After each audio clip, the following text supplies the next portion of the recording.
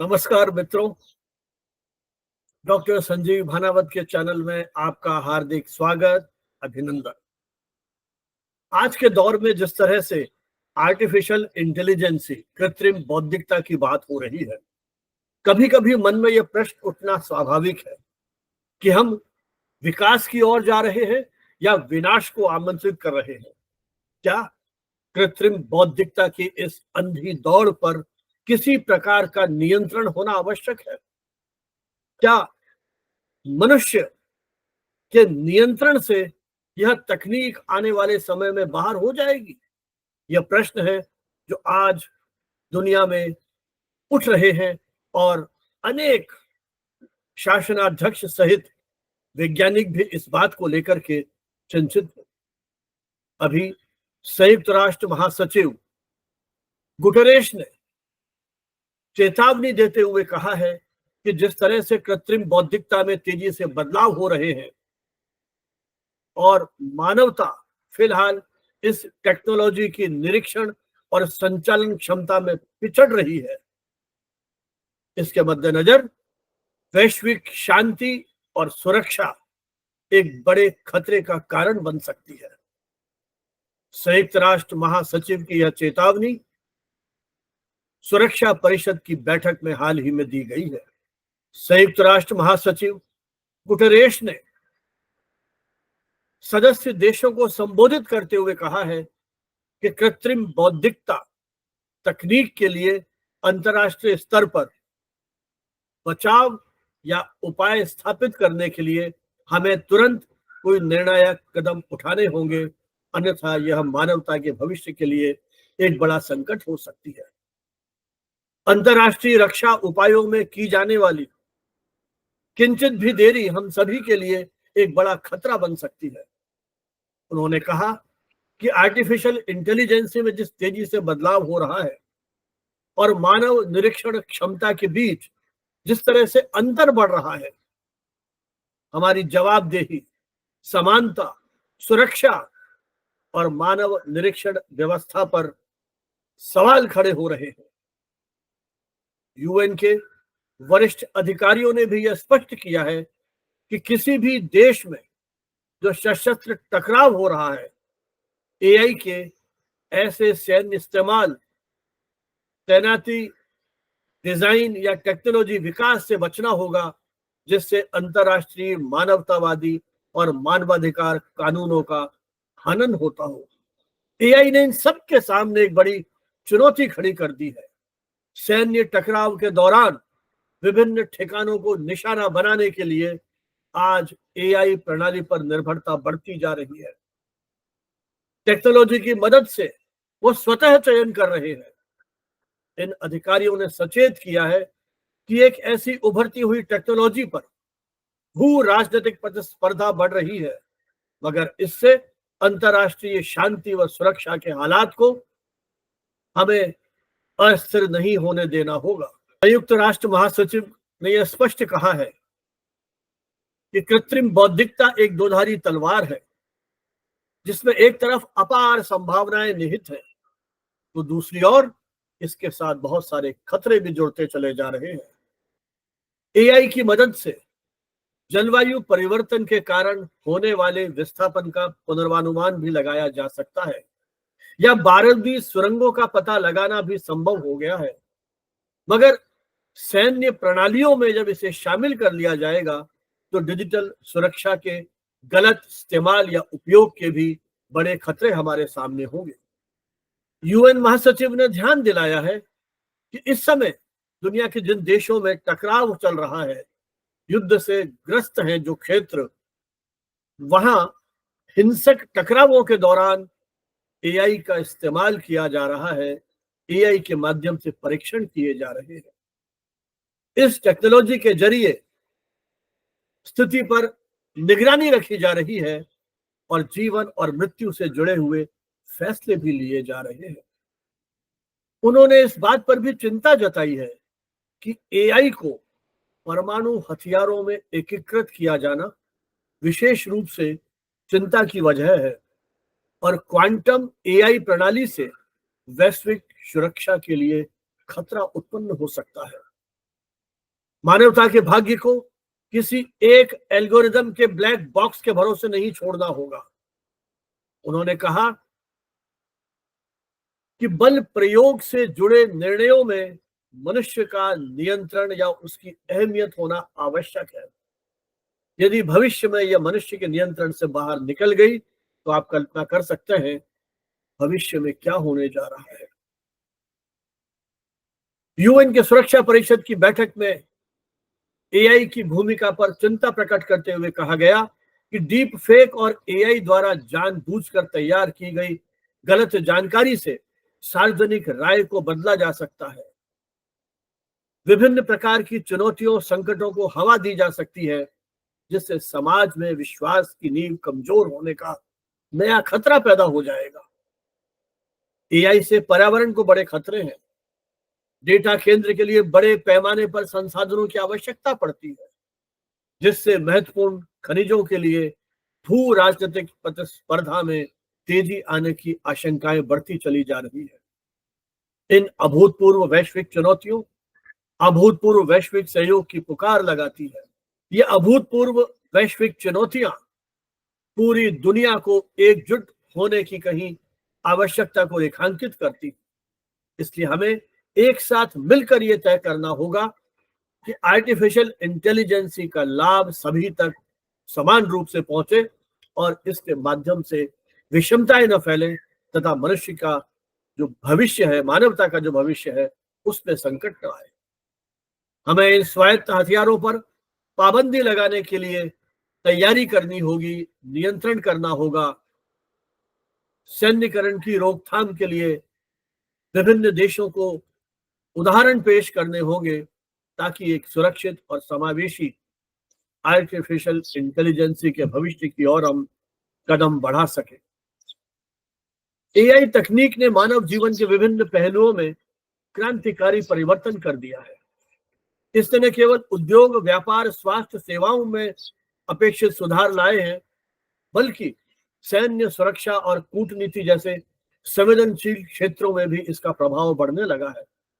हालांकि यदि इस तकनीक का उपयोग बिना किसी मानवीय निगरानी के किया जाता है तो जैसा मैंने कहा कि वैश्विक शांति और सुरक्षा के लिए ये एक गंभीर खतरा हो सकता है।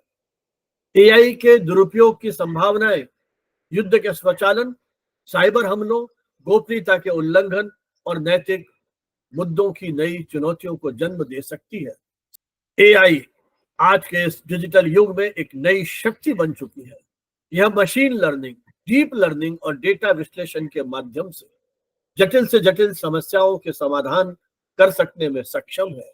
स्वास्थ्य, परिवहन, व्यापार, रक्षा, वैज्ञानिक अनुसंधान में एआई का अद्भुत योगदान रहा है। लेकिन जब यह तकनीक किसी प्रकार के नैतिक या कानूनी निगरानी के बिना संचालित होने लगेगी तो हम संकट में आ सकते हैं। आज दुनिया के अनेक देशों की कंपनियां एआई की रक्षा और सुरक्षा रणनीतियों पर शोध अनुसंधान कर रही है। उदाहरण के लिए ड्रोन, रोबोटिक, सैनिक, साइबर सुरक्षा प्रणाली आदि में जिस तरह से एआई का उपयोग हो रहा है, यदि इसे बिना मानवीय हस्तक्षेप के संचालित किया जाने लगा तो यह निर्णय लेने में गलतियां कर सकती है जिससे वैश्विक सुरक्षा और शांति के लिए एक नया खतरा पैदा हो सकता है। इसलिए आवश्यकता है कि मनुष्य की निगरानी को हम इस बात के लिए आश्वस्त करें कि किसी न किसी प्रकार से इसमें मानवीय हस्तक्षेप हो। एआई संचालित हथियार, जिन्हें किलर रोबोट्स कहते हैं, आधुनिक रक्षा रणनीतियों के हिस्से बनते जा रहे हैं। ये हथियार बिना किसी मानवीय हस्तक्षेप के अपने लक्ष्य को पहचानते हुए सीधा उस पर अटैक कर सकते हैं। और यदि एआई स्वतंत्र रूप से निर्णय लेने की शक्ति से संपन्न होते हैं तो वह युद्ध के नैतिक सिद्धांतों और मानवाधिकारों के लिए कितना बड़ा खतरा हो सकते हैं, इसकी आप सहज कल्पना कर सकते हैं। बिना निगरानी के आर्टिफिशियल इंटेलिजेंसी अपनी गलती से निर्दोष नागरिकों को निशाना बना सकते हैं जिससे युद्ध अपराध बढ़ते चले जाएंगे। हमारी पूरी शैक्षिक और स्वास्थ्य जो व्यवस्था है उसे खत्म कर सकते हैं। ये हथियार अगर दुश्मन के साइबर हमलों के शिकार हो जाएंगे तो अपने ही देश के विरुद्ध भी इस्तेमाल किए जा सकते हैं। साइबर हमले वैश्विक सुरक्षा के लिए एक नई चुनौती बनकर उभरे हैं। एआई का उपयोग साइबर अपराधियों के लिए फिशिंग, डेटा चोरी और सरकारी नेटवर्क को हैक करने के लिए किया जा सकता है। यदि एआई आधारित साइबर सुरक्षा प्रणालियों को मानवीय नियंत्रण के बिना छोड़ दिया गया तो ये हमारी सुरक्षा के लिए और अधिक खतरा बन जाएंगे। एआई एल्गोरिदम को किसी भी तरह से बदलकर हैकर्स इसका दुरुपयोग कर सकते हैं। जो हमारा बुनियादी ढांचा है, बिजली संयंत्र, बैंकिंग सिस्टम, संचार नेटवर्क, उसे तहस नहस कर सकते हैं। और यदि उसमें सफलता मिल गई तो आप कल्पना कीजिए हम कौन सी दुनिया की ओर बढ़ रहे हैं। पिछले कुछ वर्षों में आपने छोटी छोटी खबरें पढ़ी होंगी, लेकिन महत्वपूर्ण खबरें हैं कि किस तरह से दक्षिण कोरिया में एक रोबोट ने आत्महत्या कर ली। चीन में एक रोबोट ने कई रोबोट्स को का अपहरण कर लिया और अमेरिका में एक बच्चे को स्क्रीन टाइम को नियंत्रित करने की पेरेंट्स की सलाह पर चैट जीपीटी ने या ओपन एआई ने यह सलाह दी कि तुम अपने माता पिता की हत्या कर दो। यदि इस प्रकार से प्रोग्रामिंग कर दी गई हमारे इस पूरे सिस्टम की, तो हम किस तरह की दुनिया को निमंत्रित कर रहे हैं। एआई की तकनीक किस तरह से फेक न्यूज और प्रोपेगेंडा फैलाने के लिए की जा रही है, इससे तो हम सभी चिंतित हैं ही। डीप फेक के माध्यम से किस तरह से नकली ऑडियो वीडियो बना करके अनेक देशों के राष्ट्राध्यक्षों के बारे में भी गलत प्रचार किया गया, गलत तरीके से उसे प्रस्तुत किया गया। इस प्रकार की प्रवृत्ति राजनीतिक अस्थिरता, चुनावों में हेरफेर और सामाजिक अशांति का भी प्रमुख कारण बन सकती है।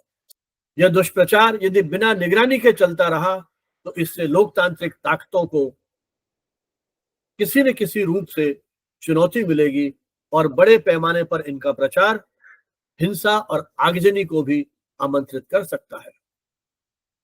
एआई आधारित निगरानी और गोपनीयता का भी उल्लंघन होने का खतरा बना हुआ है। यदि इसकी उपयोग की कोई निगरानी की कठोर व्यवस्था नहीं की जाती है तो हम बहुत बड़े खतरे की ओर बढ़ रहे हैं। चेहरे की पहचान, सोशल मीडिया की निगरानी और नागरिकों की गतिविधियों को ट्रैक करने के लिए, उन पर नजर रखने के लिए भी एआई का उपयोग किया जा रहा है। तो क्या यह व्यक्तिगत स्वतंत्रता और गोपनीयता का उल्लंघन नहीं होगा? क्या विभिन्न देशों की सरकारें, प्राइवेट कंपनियां इस तकनीक का उपयोग करते हुए या दुरुपयोग करते हुए इस तरह के सर्विलेंस स्टेट की ओर बढ़ जाएंगी जहां नागरिकों की अपनी जो निजता है वो कहीं खत्म होती चली जाएगी। एआई की अनियंत्रित वृद्धि वैश्विक शांति और सुरक्षा के लिए खतरा बनेगी। विभिन्न देशों के मध्य एआई आधारित हथियारों की दौड़ सैन्य संघर्ष को बढ़ावा देगी। इसका समाधान कैसे हो, इसका निदान कैसे हो, इसके लिए आवश्यक है कि संयुक्त राष्ट्र और अन्य अंतर्राष्ट्रीय एजेंसीज एआई के नैतिक उपयोग के लिए सख्त नियम और कानून बनाए। यदि इस प्रकार का कानून नहीं बन पाता है, नियंत्रण नहीं हो पाता है, तो फिर एक नई समस्या हो जाएगी। आवश्यकता है ऐसी वैश्विक संधियों की जहां एआई का उपयोग नियंत्रित किया जा ना सके, जवाबदेही निर्धारित की जा सके और मनुष्य की निगरानी को कहीं उसके साथ जोड़ा जा सके। एआई के विकास में हमें यह ध्यान रखना होगा कि हम उसमें नैतिकता को प्राथमिकता दें। जो हमारा पूरा सिस्टम है, सरकारों का सिस्टम है, वो पारदर्शी हो और उसमें सार्वजनिक जवाबदेही की भी कहीं बात की जाए। और साइबर सुरक्षा उपायों की ओर भी हमें विशेष ध्यान देना होगा। मानव निगरानी के बिना एआई का उपयोग वैश्विक शांति, सहयोग, सद्भाव के लिए एक गंभीर खतरा बन जाएगा। हाल ही में पेरिस में जो एक एआई एक्शन समिट हुई, उसमें भी एक मत से सभी देश सहमत नहीं हो पाए। हालांकि इस पर व्यापक चर्चा हुई कि बिना मानवीय निगरानी के एआई किस तरह से हमारे लिए खतरा बन जाएगा। ये समिट 11-12 फरवरी 2025 को पेरिस में हुई थी, जिसमें फ्रांस और भारत ने उसकी अध्यक्षता और सह अध्यक्षता की थी। भारत की ओर से प्रधानमंत्री श्री नरेंद्र मोदी ने इसमें हिस्सा लिया था। इस शिखर सम्मेलन में अनेक देशों के राष्ट्राध्यक्ष, विशेषज्ञ सम्मिलित हुए थे और एआई को सुरक्षित, विश्वसनीय और नैतिक उपयोग के संदर्भ में उन्होंने अपने विचार प्रकट किए। इस समिट में चीन, भारत और जर्मनी सहित लगभग 60 देशों ने एक घोषणा पत्र पर हस्ताक्षर किए, जिसमें यह सुनिश्चित करने पर जोर दिया गया था कि एआई का उपयोग सुरक्षित और भरोसेमंद हो। इस दस्तावेज में यह स्पष्ट किया गया है कि एआई का उपयोग बिना मानवीय निगरानी के नहीं किया जाना चाहिए, क्योंकि इससे गंभीर नैतिक और सुरक्षा संबंधी खतरे उत्पन्न हो सकते हैं। लेकिन अमेरिका और ब्रिटेन ने इस घोषणा पत्र पर हस्ताक्षर करने से मना कर दिया। अमेरिका के उपराष्ट्रपति जेडी वेंस ने स्पष्ट रूप से कहा कि एआई पर अत्यधिक सख्त नियमन, जो नवाचार हैं, इनोवेशंस हैं, इनको बाधित करेंगे। उन्होंने एआई के विकास और सुरक्षा के बीच में संतुलन कायम रखने की जरूरत पर बल दिया। ब्रिटेन और अमेरिका की यह मान्यता है कि कठोर प्रतिबंधों से एआई का तकनीकी विकास नहीं हो पाएगा और इससे जो हमारी प्रतिस्पर्धा एआई के क्षेत्र में वो कम हो। इस तरह के विचारों को लेकर के यह स्पष्ट है कि विभिन्न देशों में अभी एक मत नहीं है, आपस में कहीं विवाद बने हुए हैं। एमनेस्टी इंटरनेशनल जैसी संस्थाओं ने भी एआई पर सख्त नियमन लागू करने की बात कही है। उनका कहना है कि एआई का उपयोग केवल मानव केंद्रित और अधिकार आधारित दृष्टि के साथ होना चाहिए। लेकिन इस समिट में जिस तरह से अनेक देशों ने सख्त नियंत्रण की वकालत की, वहीं अमेरिका और ब्रिटेन जैसे देशों ने इसमें लचीलेपन की आवश्यकता पर जोर दिया। यह समिट इस बात की ओर संकेत करती है कि भविष्य में एआई से जुड़ी हुई वैश्विक नीति निर्माण और विनियमन या रेगुलेशंस को लेकर के देशों के बीच में गहरी चर्चाएं होंगी और विवाद भी जारी रहेंगे।